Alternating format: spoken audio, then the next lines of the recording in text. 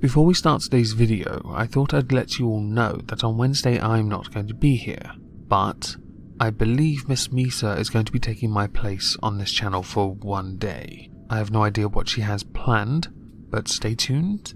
I'm sure it's going to be one of those Maoist rants of hers. She's a fantastic commie. So today we're going to be covering a rather interesting incident that concerned a Conservative MP and one of her constituents. It was sent to me via Facebook. Thank you to the person who did that. You know who you are, but I'm not going to dox you. And considering what started this off, I find it remarkably petty on the part of the Conservative MP who got so triggered that she felt the unnecessary need to escalate this to the point where the police were involved. Remain backing Tory MP reports church-going pensioner to the police over email criticising her for not supporting the Prime Minister and backing Brexit rebel amendments. I would surmise this MP also backs pretty much all the amendments being put forward by the House of Lords.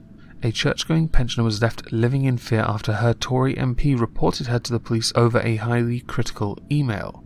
Linda Banahan wrote to Antoinette Sandbach's local Conservative association, accusing her of treachery after she defied the Prime Minister by backing rebel amendments in the Commons over Brexit. Instead of taking this to the police, Antoinette Sandbach, would it not have been wiser to simply write back explaining why you decided to back the amendments? I know that it has become a growing trend in the House of Commons and the Lords for that matter to constantly bleat on about all the criticism you get online. Some of it I'm sure is absolute abuse, I'm sure it is, but I don't think for a second that you, a public servant, you, a politician, you, the person who is being trusted to act on behalf of your constituents, should be above receiving criticism. And that's what this was. Criticism from a pensioner. Oh, well, not quite, she's 64. But my point stands. If my MP voted against the interests of his constituency, so my area and Dover, I believe, if he did that, he would get a fair amount of complaints, and rightly so. Granted, he's embroiled in some sexism stuff at the moment, but I'm sure that'll be dealt with eventually. Either that or he'll be found guilty and kicked out of the party, hopefully. In any case, you, the MP, must act according to your constituency, but that does not mean that you must then ignore those that don't agree with you within your constituency. While you act on their behalf, you are, after all, their elected representative in the House of Parliament. You must listen to their criticism and or provide suitable rebuttal or explanation. I get that some think that they should just escalate this to the police, but I consider this to be an absolute waste of time. This would be like hunting someone down with a hate crime unit because somebody tweeted at you, "You are a oik." To be clear, you are actually by definition an oik, but we'll deal with that another time. In an email which she copied to Remainer Miss Sandbach, the retired careers advisor warned that she could no longer vote for her because of her lack of loyalty to Theresa May and the party. I don't see anything inherently wrong with that. Unless, of course, you want to get the court to mandate it that she must now always vote for her, which can't be done. One day. But Mrs. Banahan, who volunteers on the chaplaincy team at a local hospital, said she was left suffering from anxiety and high blood pressure after Miss Sandbach sent a heavy-handed response warning that she had passed the message to police. That is pathetic. And I think we can all agree here. The response is, by definition, pathetic. Now, to get some decent context from all of this, I think it'd be wise to look at what we have provided by The Sun, which has Linda Banahan's note to Antoinette Sandbach's Conservative Association. Quote, "Her disloyalty and untrustworthiness has destroyed any chance of my ever supporting the Edisbury Conservatives while she remains in post. In fact, she has ensured I will do everything I can to make her treachery known. I will work hard to ensure her lack of loyalty to her party, Prime Minister, government and voters as is widely known as possible, to make sure people wishing to vote Conservative know she cannot be trusted. I hope the Edisbury Conservatives will seriously consider deselecting her for such a selfish and self-centered betrayal of the party and country." To which Antoinette Sandbach replied, "Your email address has been added to my blocked email as there is a strict policy against abusive emails operated by this office, and your email has also been reported to the police. In future, if you wish to contact me, you will have to do so in writing." I'm assuming we're all looking at the same note here. What part of what we are seeing is considered abusive? Here's the definition of abusive on the screen. Now here's the letter again, or the quote from the note, email, letter, thing. What's it? Let's call it a what's it. What part of this is abusive? Because I don't see it. It is not abusive to say someone has a lack of loyalty to their party when they go against the current party's position. Now there are rebels in any party, and it is I think it's the whip's job, isn't it, to get them in line? Clearly the whip failed. You are voting, after all, for amendments that the party doesn't support, which we can obviously draw from this. You are obviously showing yourself also to be untrustworthy, because you are also going against the party, so that's pretty much self-explanatory. And it is not abusive to recommend that your current MP be deselected if they are not acting in the constituents' interests.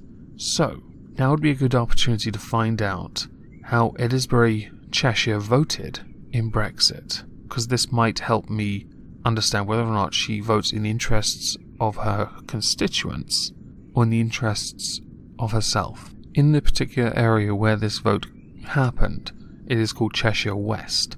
The result was actually quite close, with 98,082 people voting to leave, with 95,455 voting to remain. Edinburgh falls within Cheshire West.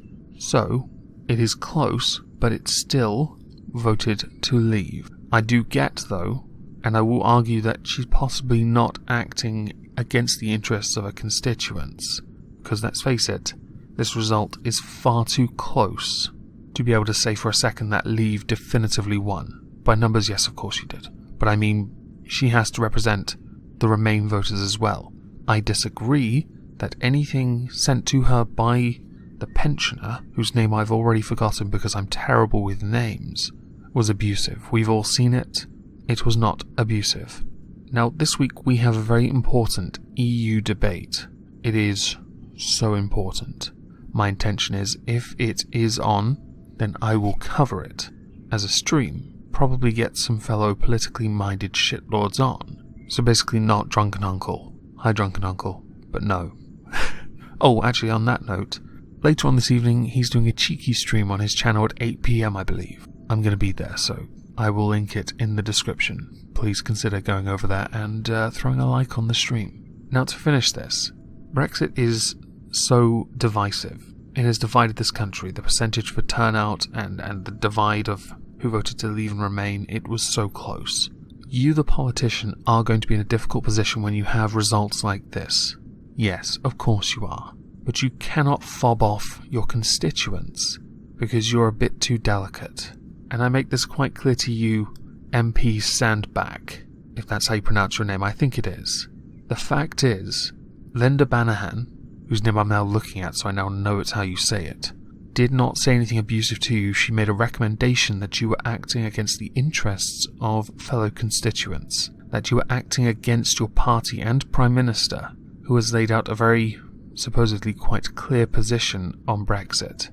Now, I know you are a Remain person, it says so in the article, and I've checked you out, I know you are. But there are actual people taking abuse from others online. They take far worse than you. If you can't handle a little bit of criticism, and it is just that, then you do not belong in politics. You belong somewhere where you don't have to engage with people. Because while you want to act as if you are acting in the interests of people, you are simultaneously fobbing those off that want to call you out for not doing your job properly, under the guise of you not being trustworthy and disloyal, both of which are true. They are true statements based on your actions, and of course what you did afterwards.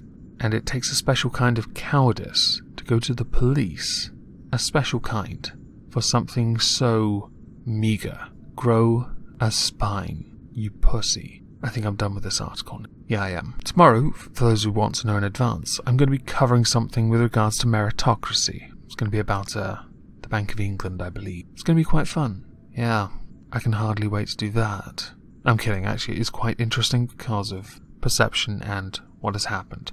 And before I get sucked into doing it now, I'm going to end this video now. So I hope everyone has a lovely day, Sunday that is, where I shall mostly be cutting the grass. Oh, dear God. And thank you all for listening. Oh, goddowns. Imagine my shock